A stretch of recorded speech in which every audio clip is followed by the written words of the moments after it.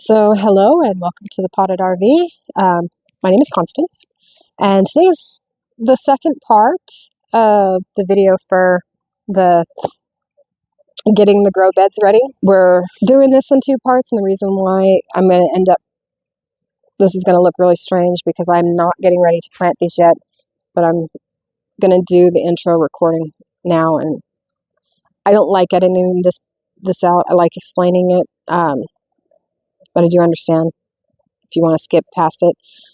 I don't know how to put the little marker thing in, but I will note it in the description where you can go to skip past it as to exactly what time slot it'll be. But I wanted to make sure that I got the intro done in the daylight so that you can actually see me and see what I'm talking about.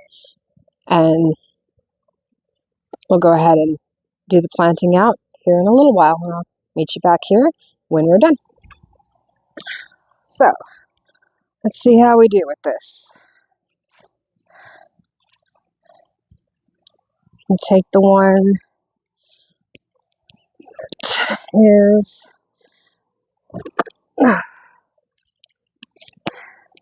it's going to be quite difficult because of how big they are, but we're going to try it.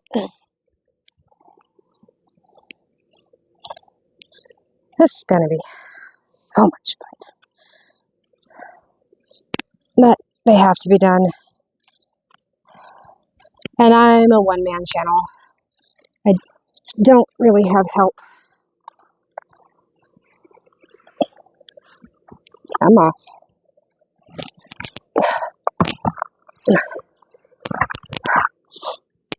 Let's put you back there. Okay.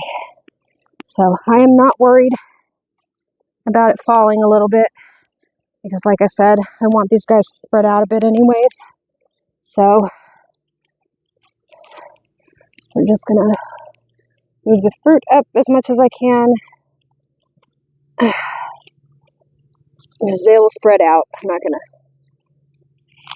to get too funny with it. And this is the joy of doing it this way. I don't have a lot of space because I should have had my husband move this before he left, and of course I didn't. So I just get to deal with it as it is, which is always fun. And I want to do this one first because it's the one that is having issues with overwatering. So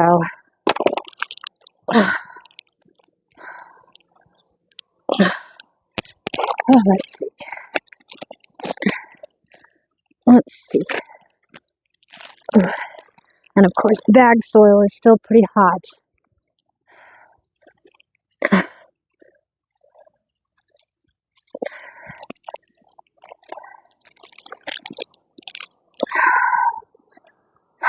This is actually kind of concerning because you can't let the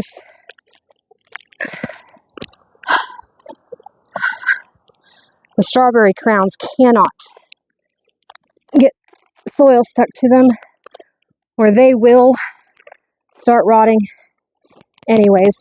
And I will have done this effort and work for no real reason because they'll start dying anyways. So, as much as this is quite hot on the hands, soil underneath isn't.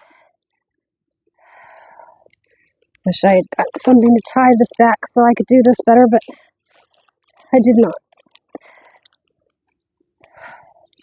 A lot of this is going to sink.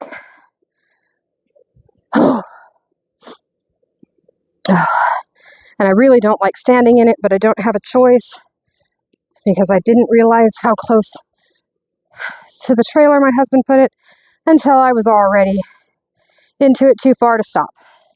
So, there's always that joy.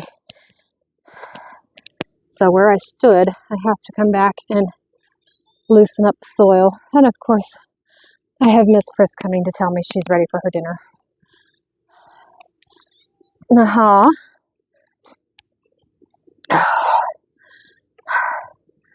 Let's go ahead and get the other two in. And then I'll have my husband, when he gets home, help me backfill them, because this is going to be too difficult to try to backfill by myself. So, let's see. Okay, here's something I hope I can pick up on the camera view.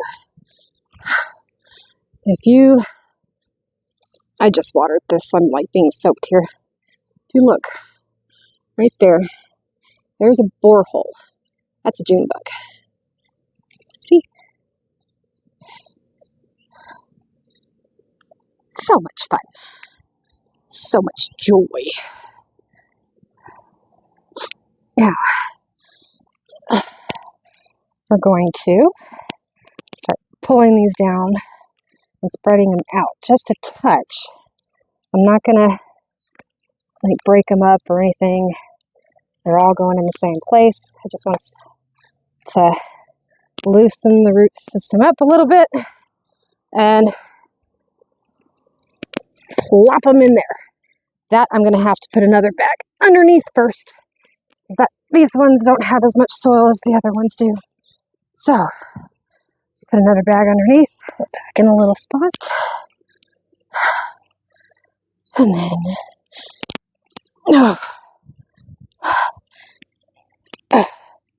that's better. Okay. It will be pretty when they all snap out of their funk from being in too small of a containers. But right now it's going to look like a drazzled mess. And I know that. I hate this process, but it's a process that really does have to be done. Otherwise, I'll lose all of them. That storm is coming in fast. I wanted to get at least a little bit of this done, and just in case I couldn't get the rest of it recorded, I wanted some of it. Anybody who ever tells you gardening is easy is full of crap. Just full of crap. It's fun, but fun doesn't necessarily mean easy. So, let's get the rest of this. I'm going to get the other one in its location and get the blackberry, because it is hellaciously more heavy than the rest of them. It also has garden decorations in it, so that matters. It's the blackberry. And it is very heavy. Now, when I cut these panels out of the two sides, I am not cutting all the way to the bottom, because if I did that, the panel structure in the interior would lose its strength. So I'm only cutting halfway down just to give the blackberry and raspberry space to spread. And to me, that's more than enough to cover their needs. This is going to be fun. Let's see, this is really, really dense. Oh, slide. Come on. Slide. That's fun. And this blackberry is going to be very unhappy with me for a little bit, but it will be fine. And oh, that's lovely. I did not know that. It had clay in its soil mixture. Clay and potted plants do not go together. You will have problems. Sorry about the highway. But you will have problems real quickly with drainage. It won't drain properly if there's clay in it. It'll basically act like a sealant and seal the drainage holes. So never ever use any kind of soil mixture in a potted plant that has anywhere in its ingredients list clay. Always a bad idea. Wow, oh, wow, oh, wow. Unfortunately, I didn't know it had clay in it, so it definitely wasn't draining right. It looks nice and healthy because it's native to this area and can handle clay soils, but it's not a good thing in potted plants. It eventually would have killed that blackberry if I hadn't transplanted it and decided that pot was big enough, which it really was, but I wanted it to be able to spread a bit. So I'm very, very grateful that was caught when it was. That would have been a really, really sad disaster.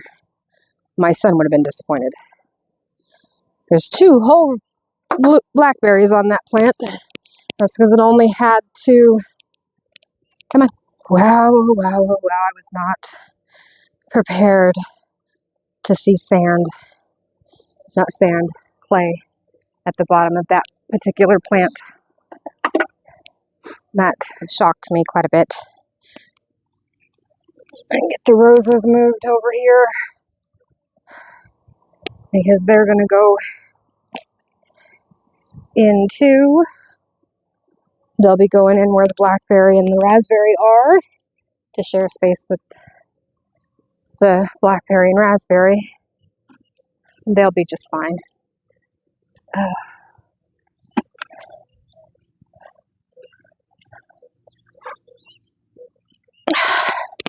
Looks like I have another blossom worm visitor. And one of the rose blossoms has been eaten to oblivion. They always look so weird when they get a hold of them.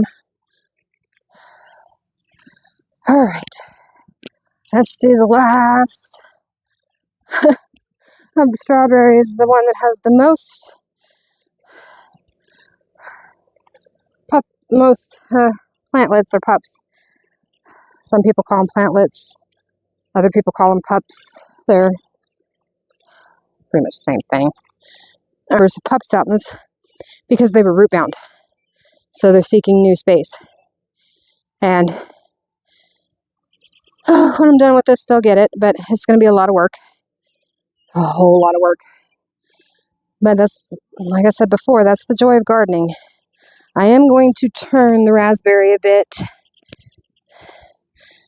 and probably train it to come over a little bit. I might put a few more stakes and tie it up because raspberries do throw out long shoots. I wanted it to come up from its root ball first, but it's been having some issues of its own with snapping back. So, like I said, I'm not used to this area's climate anymore.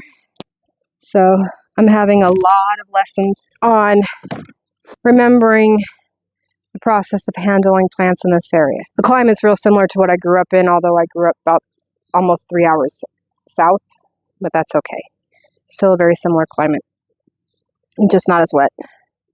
But in all honesty, in this humidity, I haven't been able to tell the difference. Anyway, when my husband gets home, if I can get him to agree to it, I'll try to record that part of the process. I won't promise that he'll agree to it. He doesn't like being photographed or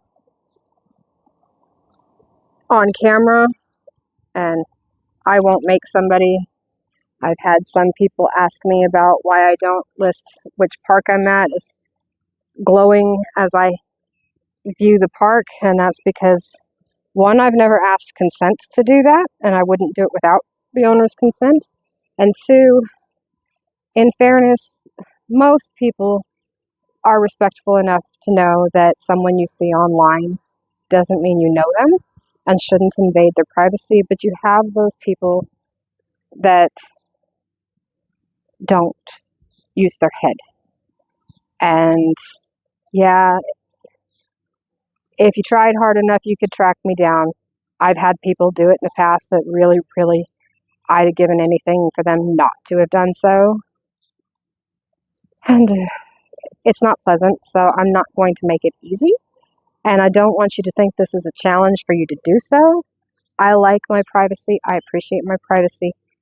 And I know for a fact the other people that stay in this park do not want to deal with that.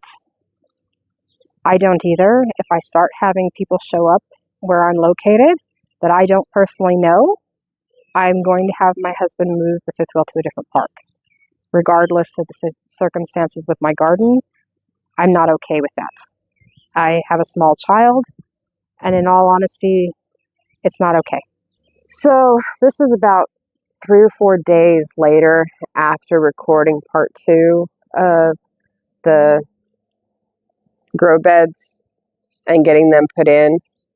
I hadn't done an ending and didn't realize I didn't do an ending, so here's her ending. Um, it was a lot of work, I'll admit it, but it was well worth it. And I'm going to go ahead and link these grow beds. I'm not going to link the Temu grow bed.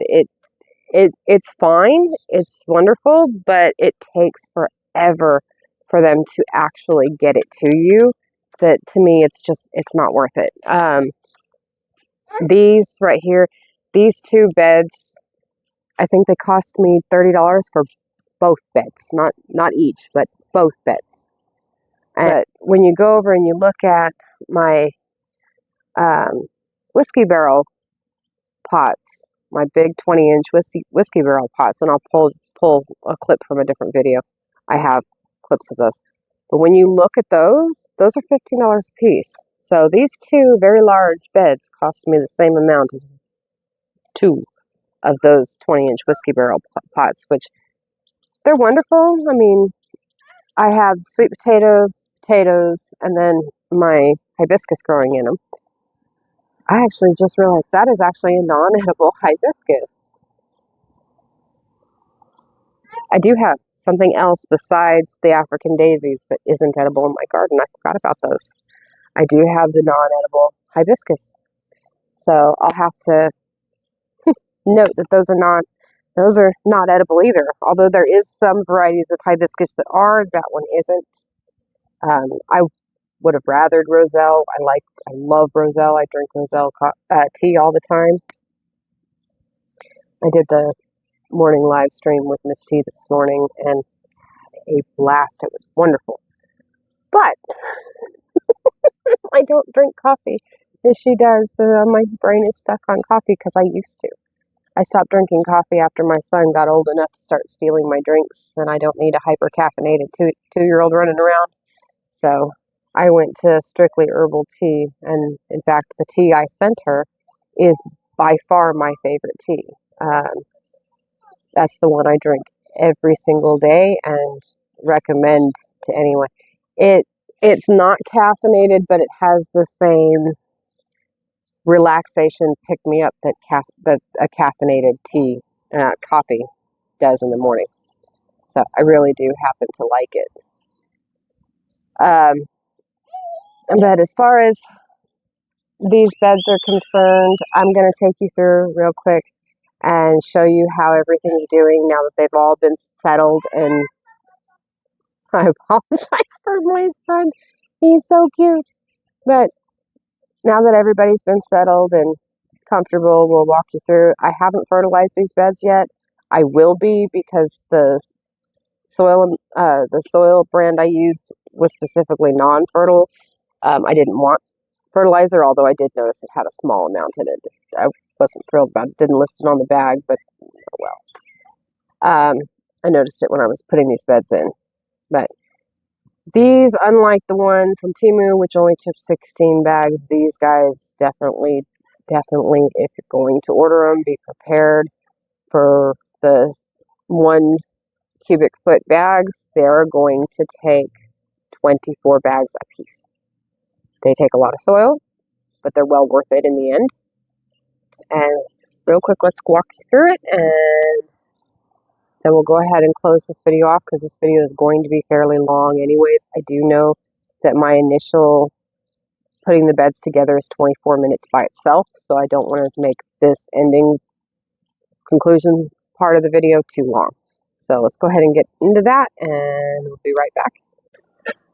Alright, so this is the first one. This is where the strawberries were, and I did do a small clip of them where I acknowledge I have lost a couple of strawberries, but strawberries do spread quite a bit, and they spread quickly, and mine were already on the desirable end of spreading, so that is what they have done, and I'm happy about it.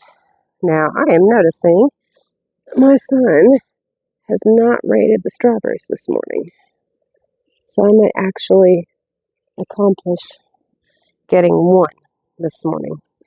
In between the, right at the front of the bed, right here, these are my red roses, and I have them on both ends. I'm actually going to, in between them and along the sides, I'm going to go ahead and put ground cherries, because this is basically a fruit, berries and fruit bed, and ground cherries are not really berries, but they don't get much bigger than a berry. So I'm going to put them in here because I got the seed for them. And then right down here is something I'm really, really happy about. And that is the blackberry is producing blackberries, but I can't let on or show that when my son is looking, because they won't be there if he sees them. So, and then, yeah, I still have that broken pot just because it has soil in it, and it definitely wasn't its drain holes weren't done right because it's not draining right. But I'll be using the last of that soil up, and then it'll be done. And there's the San Marzans. They got blown over in the storm, so they look a bit rough, but they're going to get tied up soon, and we'll see how they do. I have probably 4 fruits on each one, which isn't bad, given the fact that they're indeterminates, and I wasn't planning on doing all 3, but they all 3 just chose to be healthy enough. I felt guilty pulling them, so I didn't pull them. But here is what I'm most happy about. That right there is my garlic chives, which is starting to thicken up and actually do what I wanted it to do. I went ahead and threw the jalapeno in there just to give it more space because it was in one of my smallest pots. And my dill. Now it still has some of the yellowing in the bottom because the bed needs to be fertilized. That's no big deal to me. I'll go ahead and cut the yellowing away. What's really got me excited, it is now 2 foot tall. When I put it down in here less than a week ago, it was less than a foot tall. So that's got me really, really excited. In fact, it was actually shorter than the Thai basil, which this is the same Thai basil that I took cuttings from and sent to Miss T. Same one. But it was actually shorter than the Thai basil when I put it in there. It is now a good 6 inches taller. That's what a mammoth dill should do. So I was really, really excited about that. And then down here is the garden thyme. Is the garden thyme. And it's spreading quite a bit. I have already cut huge hunks of this and made spaghetti out of it a couple of times. Same with what's next to it, which is the Italian oregano. It's already been huge chunks cut from it, and I'm happy about that. Now, one thing about Genoese basil, which is what this is, also known as sweet basil, you can cut it, and that's what I have done. You cut the tops off of it, and it will actually split and start growing in 2 tops instead of 1. And when this gets a little bit bigger, I'll do another video on how to do that. You do not, when you put these in the ground, once they get to a certain size, you do not need to harvest them at that size. You'll end up literally having to start over reseeding them. You don't need to do that. Cutting the tops off of them, you still get the sweet basil use, and the plant will keep producing. So here soon I'm going to do a video on how to do that. I might do it with the Thai basil because Thai basil will do the same thing. I'm not sure, but don't, when you do herbs, you don't want to consider them done and harvest them whole. You want to use the cut and come again method. These guys will keep producing throughout the entire season. This oregano is a good example of that. It is a good 3 times the size it was when I put it in there a few days ago. So, and I've already harvested from it. Same with the thyme over there. I've harvested from it. I'm going to be taking cuttings from the rosemary because my grandmother asked me to. So I'll be doing cuttings later on today, putting them in water so they can start rooting. And this has become, with the exception of the one pepper plant, has become all of my herbs. And because these herbs will get quite large, I'm not going to put anything else in this bed. I don't want the herbs crowding something out, so I'm not going to do that. But there's the strawberries, and everything is starting to come back and actually do well. So I think there was a hole there. Hopefully I didn't catch it. I'm really, really happy with how these beds came out. Now, obviously, because the strawberries were in much bigger pots, this bed looks more full than it is. But in order to give the blackberry and the raspberry more room, because they'll spread considerably faster than the strawberries, in all honesty. So in order to do that, I had to cut the middle insert out. So I have one of my blueberries pressed up against it just to keep it from falling in on itself. But this side seems to be doing just fine. So I might have cut that side down a bit lower than I did this side. And this side's able to hold its retention a little better. But it still works quite well. And the raspberry is starting to pop a lot of new growth because it's got space. I'm really, really happy about that. Really, really happy about that. This ornament right here lights up at night. So I spend a lot of time having to convince the raspberry not to strangle it out. A lot of the stuff underneath there, that's a fire ant killer. I live in an area where fire ants are really bad. So I know most people really scorn the idea of anything that is chemical. Those don't get used in my garden. But fire ants are quite dangerous, especially to a toddler. So my husband does regularly go through our area of the RV park and make sure that we don't have fire ants deciding to entertain themselves because of our son. So that's how everything turned out. And I'm really, really pleased with how everything is doing. They're doing amazing, which is just awesome. So if you like this video, please like and subscribe. I hope you enjoyed this. This was an awesome little adventure for me. I had to have my husband come in and help me because, oh wow, but it was fun. And the end result made it where when it comes to recommending space-saving things for like small spaces, these grow beds, if you have the room to do those, highly recommend them. They will fit on a patio. They'll fit on Trying to think if you're in an apartment with that outdoor space is called. My brain is taking a space. I don't remember what it is, but you're on a second floor and you have that little outdoor space. They will fit in most cases. These guys are actually kind of perfect in my view. Now, I would say if you're on a wood deck, I would put tarp underneath them because they're permeable all the way through. These are not something I would recommend for desert growing because they're permeable all the way through. They're going to drain water too quickly. And that would be the only place I wouldn't recommend them is like the Arizona desert or New Mexico desert.